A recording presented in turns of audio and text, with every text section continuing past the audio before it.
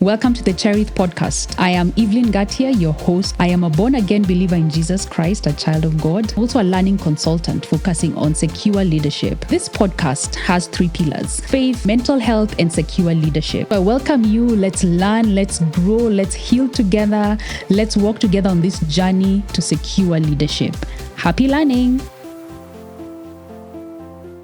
Welcome to the Cherith podcast. I'm Evelyn Ngatia, your host.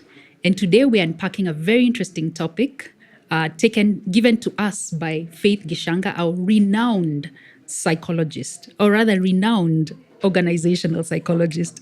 And today we're going to be unpacking workplace psychology explained, why every organization needs a workplace psychologist. So welcome to the episode. But before we get into that, remember, subscribe, like, share, and give your feedback. What do you like about the episode? What don't you like about the podcast? How can we improve? But also, what do you want to see more of? What content do you want to see more of? Remember to do that. Now, did you know that the world's most pressing health concern is mental health? That's according to Ipsos Health Service Report 2025. And that has been like 3 years in a row. And that beats cancer, it beats drug abuse. So mental health is so key. Are we giving it the proper attention that it deserves in the workplace? So our renowned workplace psychologist, Karibu Sana, Faith Gichanga, to this podcast. Asante sana, Evelyn. Who is Faith? Can you tell us who Faith Gichanga is? So I don't know about renowned, but thank you. And I say amen to that. So my name is Faith Gichanga. As I've been introduced, I'm an organizational psychologist. And that is to do with workplace wellness, right? But I also do counseling. So counseling at the workplace, but also that's where my practice started. So I still do that with individuals. But I'm more specialized in workplace wellness. So I guess we'll be getting deeper into that as we have this conversation. You know what's interesting is, as I've sat on this seat as the host, I keep learning more and more about psychology. I thought a psychologist is just a psychologist. I didn't know that there's a clinical, counseling, workplace, and I'm sure there are many other types of psychologists. But thank you for demystifying that, what exactly you do. But I want to get into a personal story, your own personal story. Why did you choose this line of work? What is it that made you see the gap in this area and want to lend your expertise into this? Okay. So it's a very long, winding story. Here for it. But yes, so many years ago, I've worked in several organizations. And some quite stressful environments. And it depends not necessarily because of the workplace culture itself, but the industry. So especially when I remember an audit firm. So I usually hear people joking that you do audit work while you're young. When you're ready to settle down, have a family, you can, because it requires long hours. So there was that way where I remember I never used to see my bosses go on leave. And so, they model behavior for you. So even me, I remember the only leave I used to take was study leave or when I'm sick or something. So I've worked in organizations and I've seen that. But other than that, so anyway, then at some point I switched career and got into psychology. When I was starting psychology, I was leaning more towards marriage and family therapy.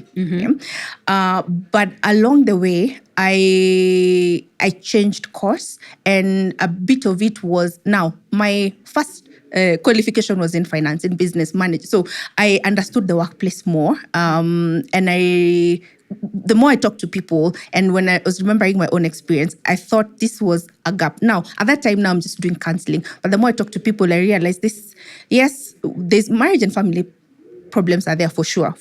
But then there are also so many people practicing there. And then there's this field of organizational psychology that I understand how organizations work and the stresses that are there. And so I thought I could merge that. So first of all, based on my qualifications that I already had, the Bachelor of Commerce, but also my experience. And now I'm doing psychology, and I thought this is an area.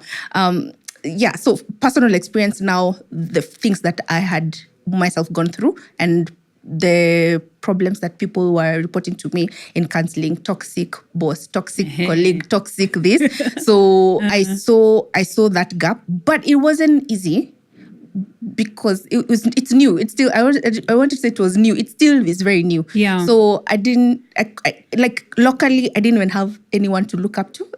So I'm having to look elsewhere, like abroad. What are people doing? What does that look like, right? So we do have psychologists, and maybe most of them will be counselors or clinical, who are providing some services in organizations, but not to the full scale an organizational psychologist does.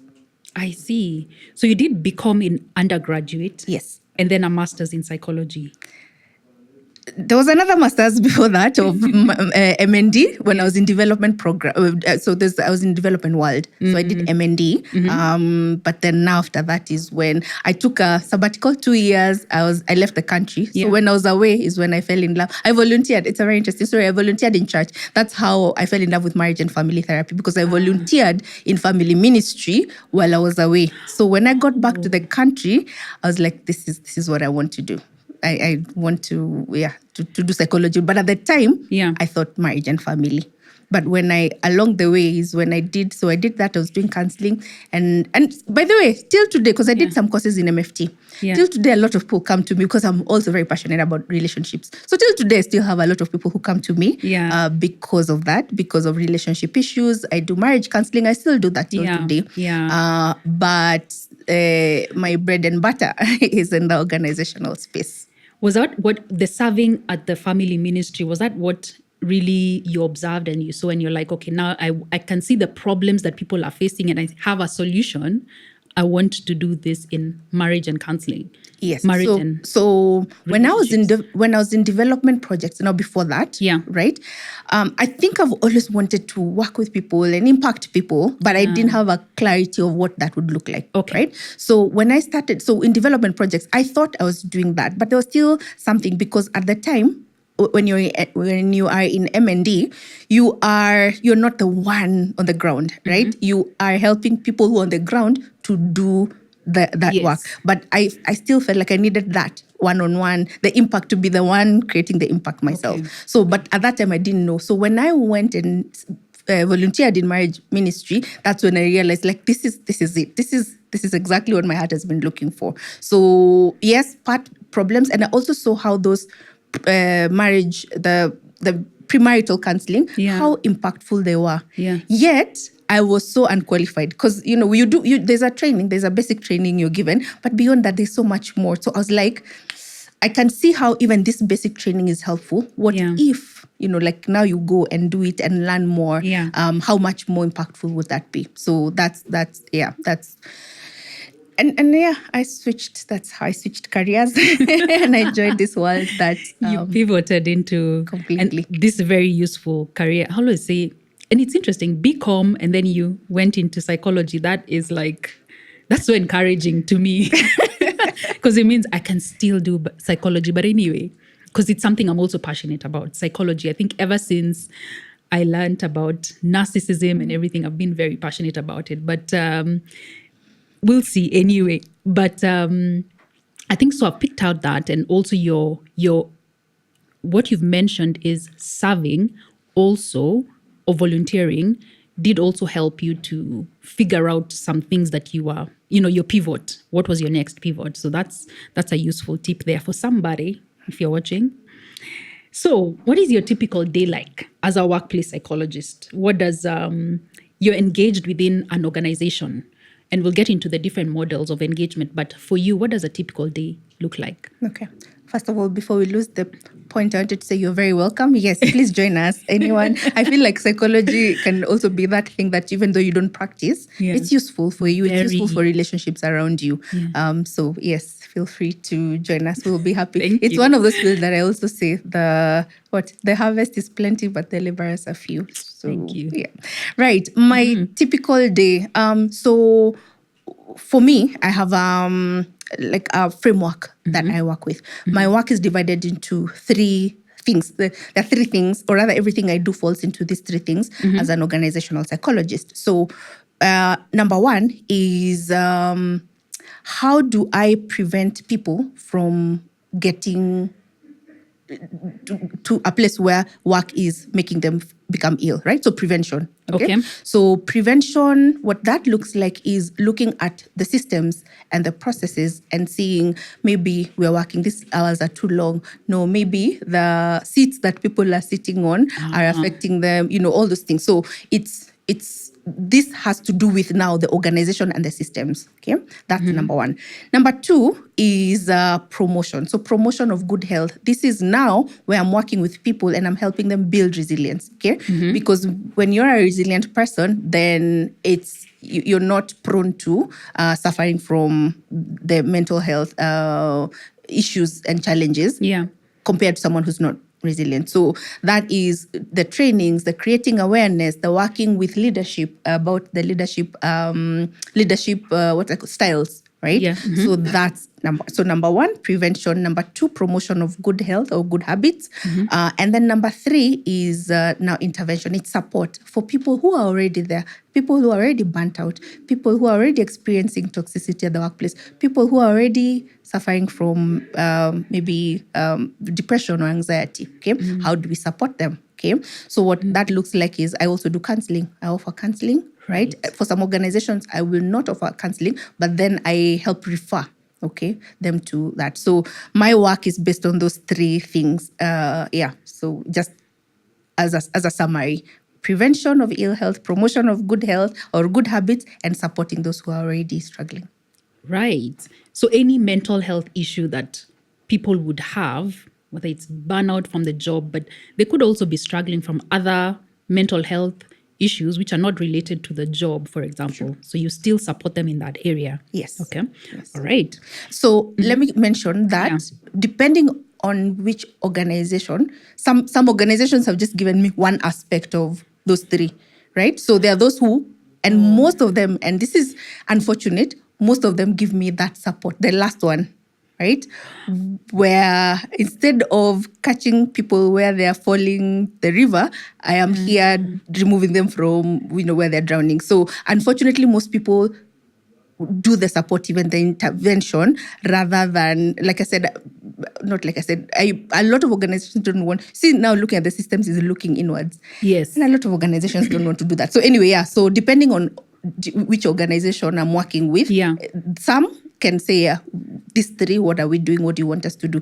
But most, I'll say, will only give you the intervention. So I end up doing a lot of counseling or referral or helping organizations. One of the other things, by the way, about support is because people ask me, so what does that mean? Do we have to compromise performance because we are supporting someone who's unwell, right? So those are conversations that I have with them, and it's not supposed to be an either or, right? At the end of the day, an organization is there to perform and to be productive. So maybe part of that support will be, we say we can support up to this, right? So for example, maybe someone who keeps relapsing, has an addiction, keeps relapsing. So organizations are left wondering, what does this mean for us? Do we support endlessly and this person is not performing? So we say now, put a strategy in place and say, this is how much we support, right? Then after that, then you can let the person go or, something like that. Yeah. So because I see that's also a dilemma that a lot of organizations have, and they fear getting into helping or being supportive because they're like, where do we draw the line? Where do we draw the line? But if you have a strategy that spells very well, then it's part of your documented policies. And in line with that, what do you see in terms of medical covers? Are they adequate to take care of mental health? Any issues that you would see? What do you say about that? Thankfully, we are not, even in my 8 years of practice, I can say that has changed a lot. And we are grateful, those of us in this space. Because, first of all, what I've realized is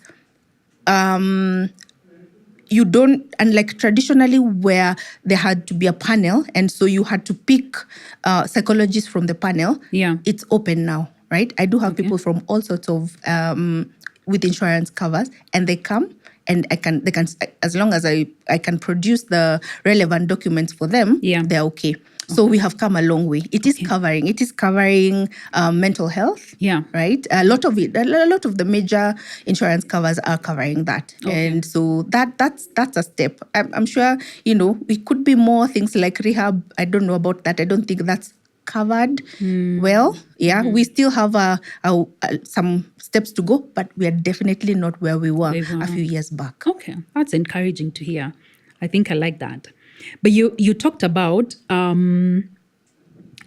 different stages. A lot of organizations are engaging you at the support level, but you'd rather that they, got way is it behind at the start, preventing. Yes. Whether it's behind or in front, but the preventative stage and what you can do towards preventing all this that we are seeing, so that now even your support work would be less, because you're building that resilience, you're building that good mental health even before you have to deal with the issues. So at what stage do you usually, or rather, at what stage should an organization engage you as a workplace psychologist? I feel like, if you're setting up your HR, if you're setting accounting at the beginning, please also engage a workplace wellness at the beginning. Yeah. But that's unfortunately not the case. Yeah. Like I said, a lot of people will come at the support, and it's because one of the biggest challenges that I experience in my work is people saying, we don't have a budget. We don't have a budget. So it's not something that is planned for. And that's why we're like, okay, we can't, because now these ones have to be supported. Okay, you just come in. Like, it's the last resort, right? So if you, and from the beginning, right, from maybe if you're thinking right now, for those people who are thinking of businesses and starting, like, have that as part of your core functions. Okay? Right. Yeah, that's very important. But so now most organizations, I guess, are already established now, the ones that maybe can afford a budget to have this.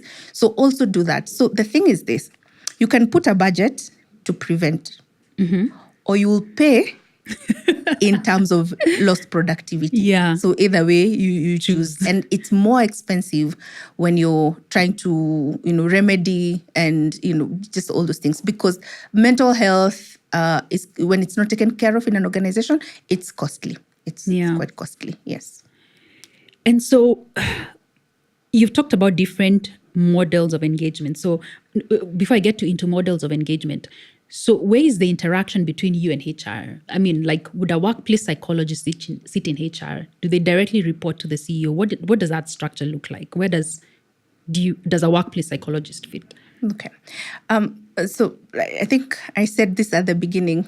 Starting off as an organizational psychologist has been difficult because I have to first create awareness and talk to organizations, because it's not known, and people are like, they ask that question, why do we need you if you have an HR? Yeah. What's the difference, right? So there's a lot of that confusion. But now HR, ideally, so what has happened over time is that we're giving HR duties that shouldn't be theirs. We are giving them psychology responsibilities, right? Human behavior. Yes, where they learn a unit in organizational behavior or something, but deeper into the working of a mind, which is now psychology, that's not their area. But now we have taken them there.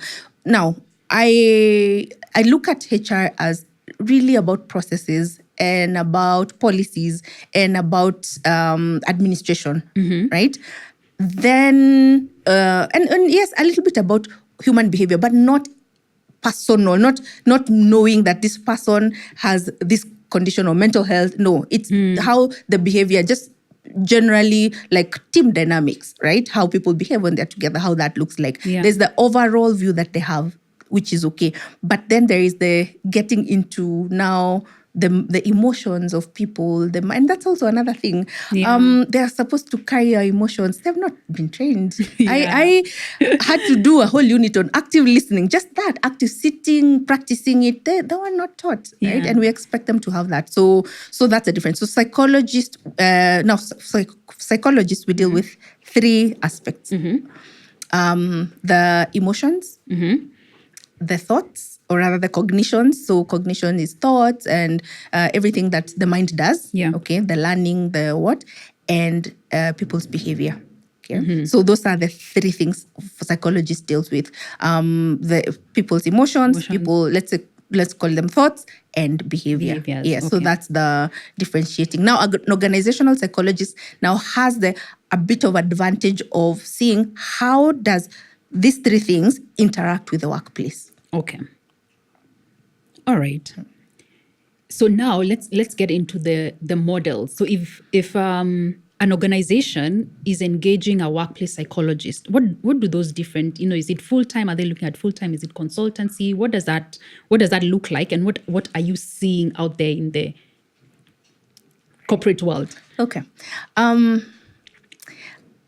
I think there needs to be first an awareness, like where we're moving from the traditional workplace, how we looked at it. Remember, many years ago, emotions had no place in the workplace. Right. You come work, if you have things, you are divorcing, you are grieving, we've given you 2 days or 3 days, grieve, then come back and work, right? Yeah. So we're moving from that. Yeah. But it's slowly, it's very, very slowly. Yeah. But we're at a place where we're starting to recognize, okay, maybe there are emotions that are involved. Yeah. But then we're like, okay, what do we do with them? Yeah. So we are still at a place where a lot of organizations don't see why this should be a budget item. Honestly, that's a fight I'm fighting. Even the government, let me call them out right now. Yeah. The budget we have for mental health is so low. Really? It is so low, right? So it's an area where we still haven't acknowledged that it's serious. And you've given statistics. It's the number one problem in the world. Mental health is people are struggling. So it's anyway. So organizations, a lot of organizations, that's the fight I have. A lot of people say, no, we don't have a budget. No, what can you do for just come talk to us for free.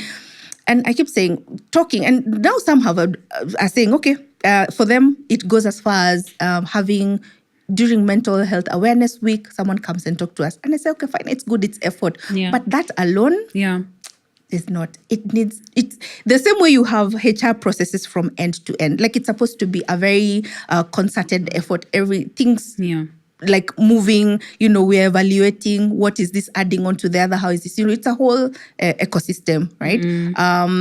But now we have, what now I've realized is the organizations that have external affiliation, so like NGOs, like a lot of my work, I'll tell you, has been with NGOs, okay? Right. But because they've learned because outside this thing is, it's big, it's huge. People are acknowledging the impact of mental health on productivity. So the NGOs, number one. Number two, organizations with Gen Zs. Me, I love it. I keep saying Gen Zs, yes, and especially mental health, they are the generation who are going to make it like it's a conversation that we're not hiding from, we're not having stigma about it, right? So I've also realized a lot of the organizations that I have been working with have a lot of Gen Zs. And so I guess it's something they've requested and they've asked, or even the leadership involves a few Gen Zs, right? But even then, now, even those, a lot of them is not an in-house person. Okay, there are those who will have EAPs, so they've contracted, let's say, like on Minet or Zamara. There's some EAPs. Oh, sorry. I've gotten into the lingo. Employee assistance programs. Okay. So basically, actually, it's just counseling. It should be much more, but I see what is given a lot is just counseling. Okay, but it should be a bit more. But anyway, so the organizations have contracted an EAP provider. You've mentioned yes, like Zamara, on Minute, those are some of the ones I know. But even now, even some individuals, even I can be an EAP provider for an organization. Right. But those ones, I guess, are preferred because they have more capacity. And these organizations already have like insurance cover with them. So it's easier to navigate that. Now, that's one model. Number two, we have like now what I do. I get just called to organizations.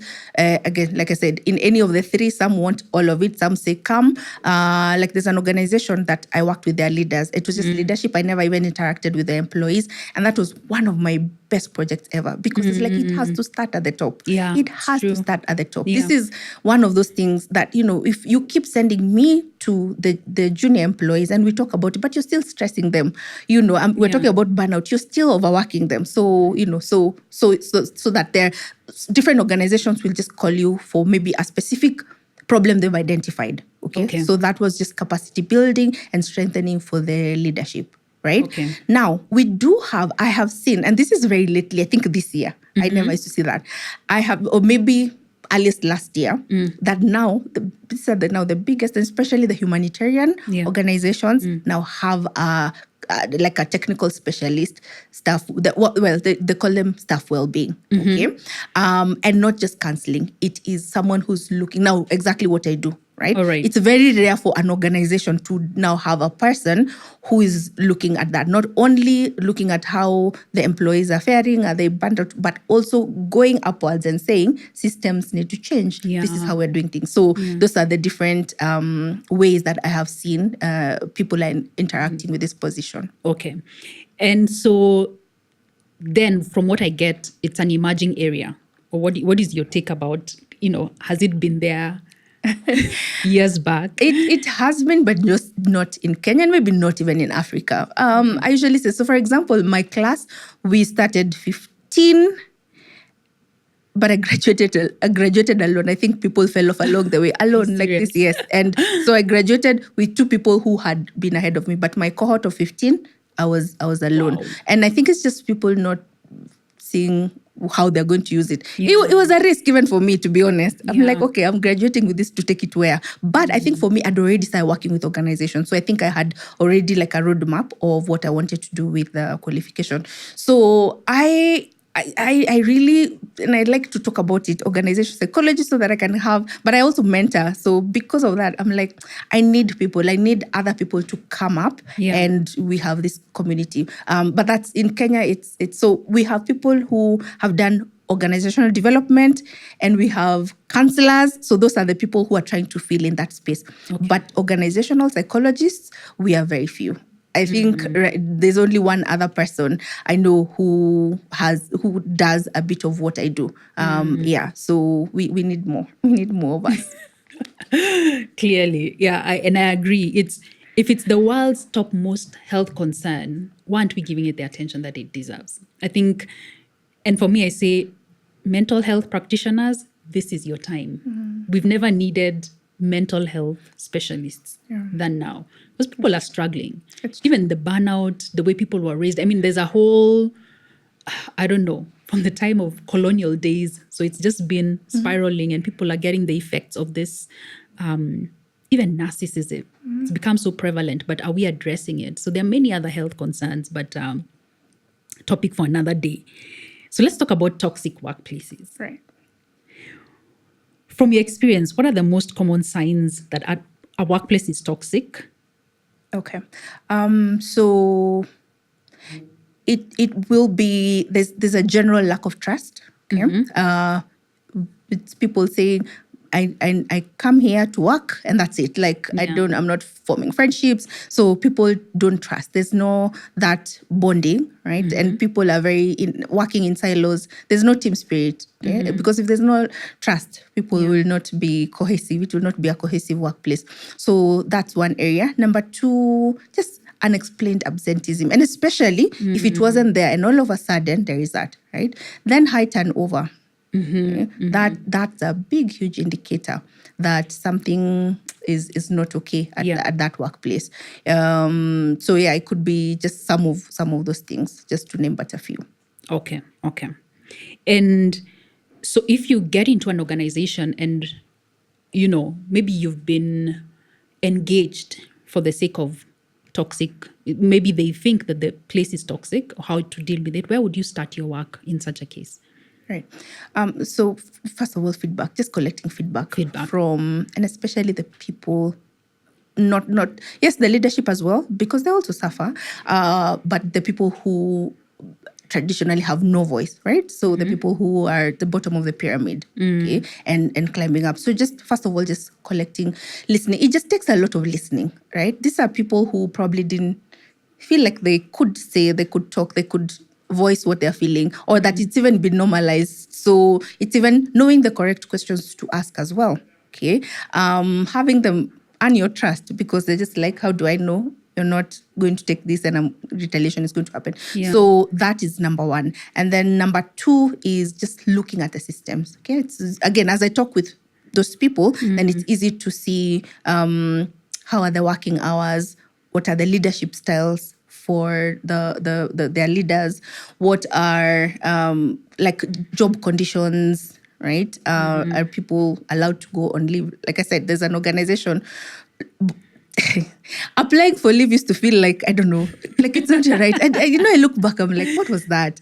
Like you had to justify and, but you're entitled to leave. It's your days off. So such things, you those are some of the things that, you look at and then now know how to proceed from there. But in terms of like behavior, I mean, and you've talked about leadership styles a lot. What causes toxic workplaces?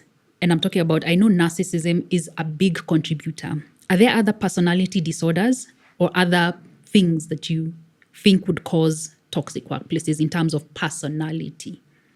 Okay, right. So looking at narcissism, so narcissism falls in a cluster of other personality disorders, okay? And they're all cousins over there. So narcissism, there's antisocial behavior, which sometimes we call it psychopathy. There's a sociopathy, yes.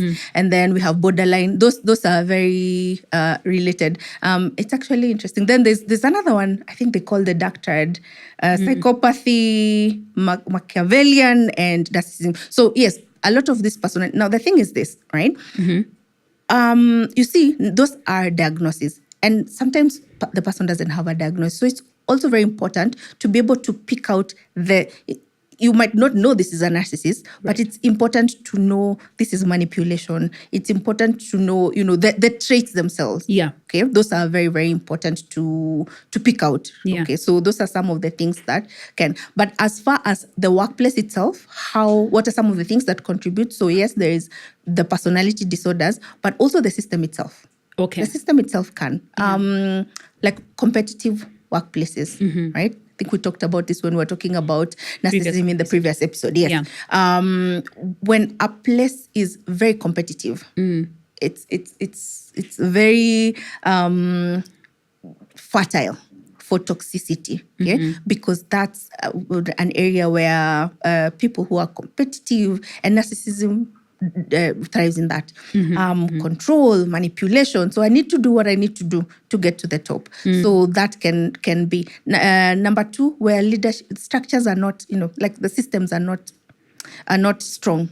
Okay. Yeah. The leadership, them, is just like, as long as people give results, right? Yeah. So that also, when the systems are not very strong. Okay. When we reward just results and not looking at behavior or values. Okay. So those are some other things that can promote toxicity at the workplace outside of personality issues. Disorders. Okay. And, we hear this a lot, psychological safety. It's become like a buzzword. First, what is it, and how can, how do you tell that an organization is psychologically safe? People are able to give feedback to each other, but also to the management.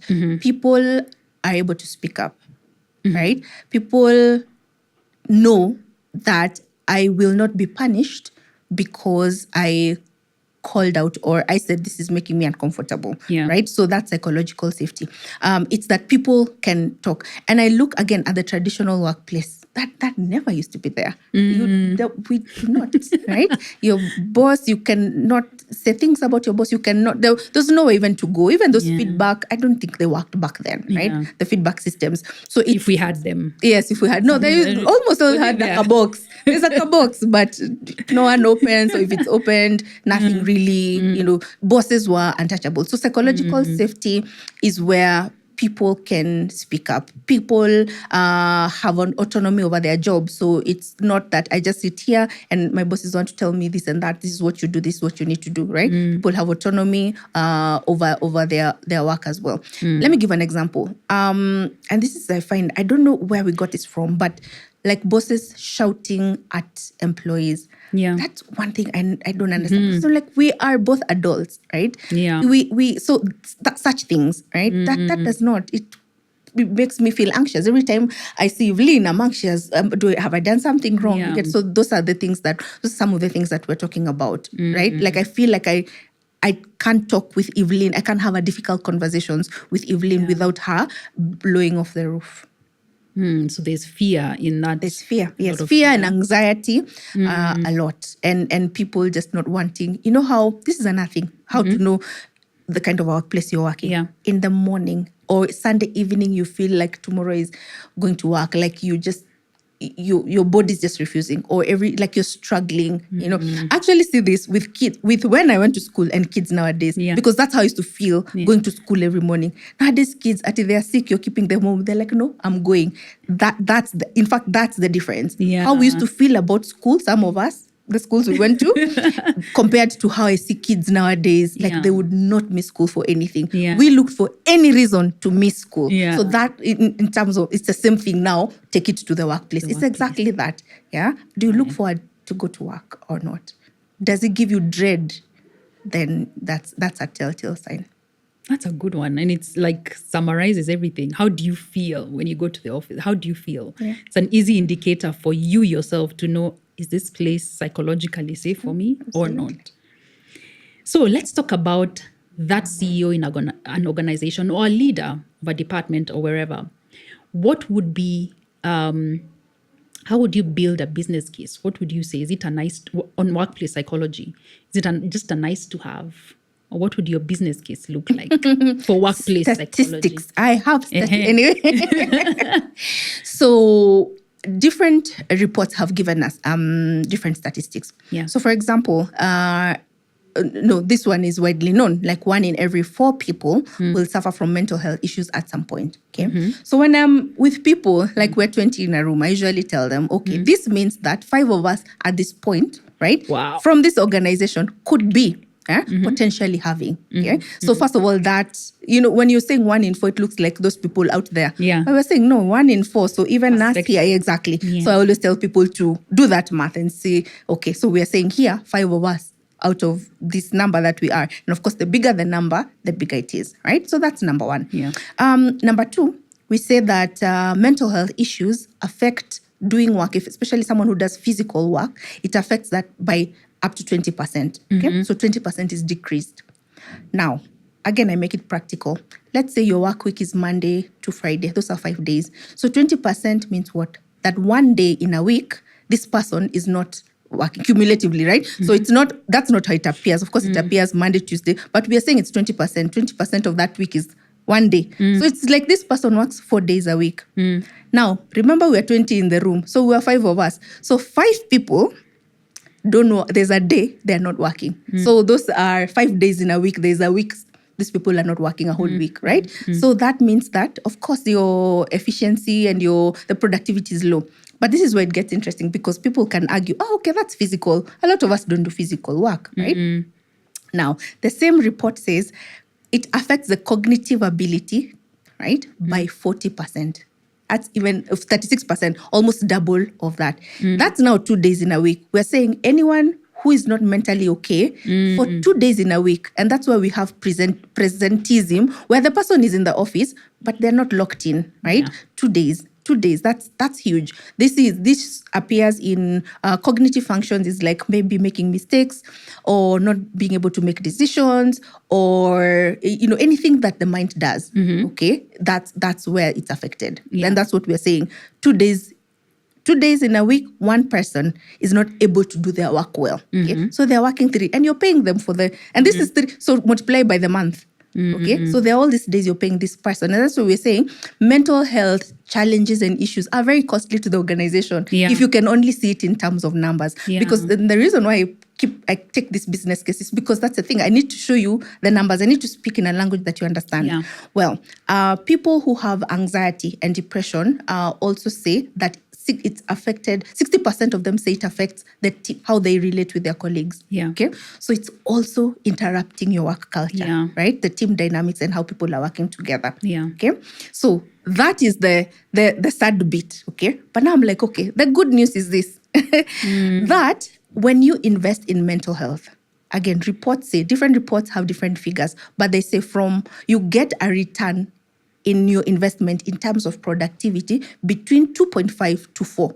And I tell people that's such a high ROI, return on investment, for any investment, really. Again, which, remember, I have a finance background. So I'm like, the people think investments don't give you this much. So it can cost you, but it can also be very beneficial. The good news is that it can be beneficial. Yeah. So yes, that's how I build a case for it. It's not a nice to have. Yeah. It's that if you want your business to succeed, and if you want to bring your costs down, you need to do that.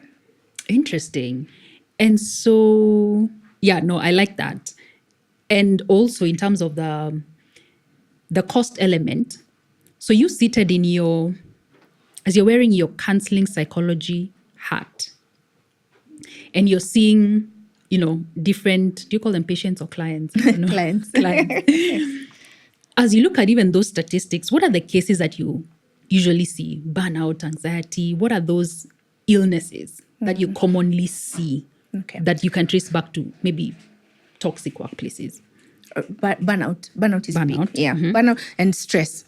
Burnout and stress. Oh, and anxiety. Right? So anxiety will be that what you're saying, someone it's time to go to work. They don't feel like. Yeah. Someone is telling me, please write for me a slip to just say, like, I don't need to go to work next week. Such things. People do not want to. Yeah. So those are some of the things that are related to the workplace that I can say are top. To be anxiety, to be just that fear. Those that we have mentioned.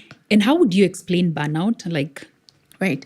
So burnout is that feeling that you're tired, but sleep is not making it better. Okay. Right. So it's much more than being tired. Right. Okay. And some of the things that you see now at the workplace is you start developing apathy about work. Like you're like, okay, let it just go. Like, I used to be very careful and I need things to be in a certain way. Yeah. I'm like, no, let it just go. Or, okay, that client is there. I don't feel like seeing them, let them. So that's burnout. So you start seeing apathy in work. You also see people they're not ambitious. They're not trying to achieve, someone who was high achieving, they no longer want to try. And they're just like, I'm here to do the bare minimum. Yeah, so those are some. And of course, just that you're not able to concentrate, you're not able to, such things. Yeah, but those are some of the signs of burnout. Okay.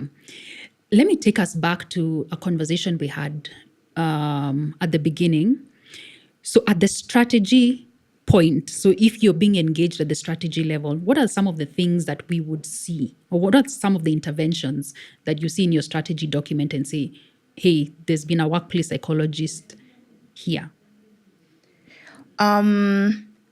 So the thing is, it looks very unrewarding at the beginning because the problems are not there. Yeah. But what you'll see is at the end. What you'll see is that we have fewer people who are seeking, who are being absent. Because sometimes, toxicity, how it comes to be absenteeism is that maybe I really don't want to go to work, so I have to look for a reason.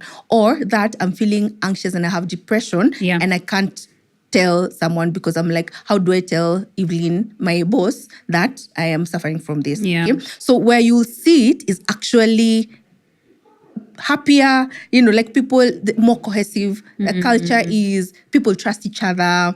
That's where you'll see. The thing is, yes, because it's about, it almost looks like you're correcting what should have been. So for example, you won't necessarily know because people work 8 to 5 and they don't work an hour after that. Like they don't, like, you get, it just looks like intervention at the beginning. It's really correcting what was not okay. Does that make sense? So you will not necessarily notice it at the point, but it's looking downstream now. We have less people who are being being brought by the water. So I don't know if that makes sense. That's where you'll be able to catch. You're talking to employees and they feel happier. They enjoy. There's job satisfaction. Oh, another thing is that when people refer other people to your workplace, right, that is also a sign. That's a sign. Yes. Okay. Well, that's excellent. So what would you, as we close now, because I think now we're short of time, anything that we have really not spoken about, what would be your parting shot to the audience? What message do you want to leave them with? To invest in staff well-being. It's so important. And like I said, it's a case not just for the staff, but also for your organization. Yeah. Right?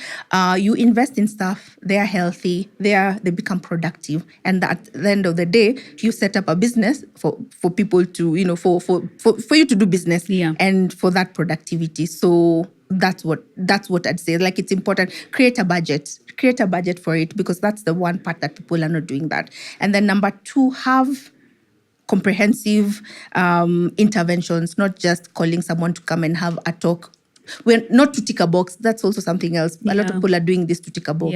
Like, just be intentional about it.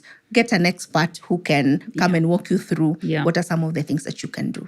We need to move higher. We need to move higher than where we are in terms of creating awareness. We need to move to the next level of it being part of the strategy and moving into, I think you talked about preventive, promotion, and what was the last? Support. Yes. I'm taking notes. So, I mean, this has been so rich and so awesome. And by the way, guys, I rubber stamp that every organization needs a workplace psychologist. This is such a major issue in terms of mental health. It's the hidden cost that we're not seeing of why people are not passionate to work for your organization, or why, they leave and they don't even say anything, they're just like, I'm done, bye, That's true. So thank you so much, Faith, for giving us your time, your expertise, your knowledge, your ideas. I really appreciate the time that you've taken to just speak to our audience. And I've also learned so much from this conversation. Thank you so much. Thank you for having me. Okay. And lastly, where can people find you? Right.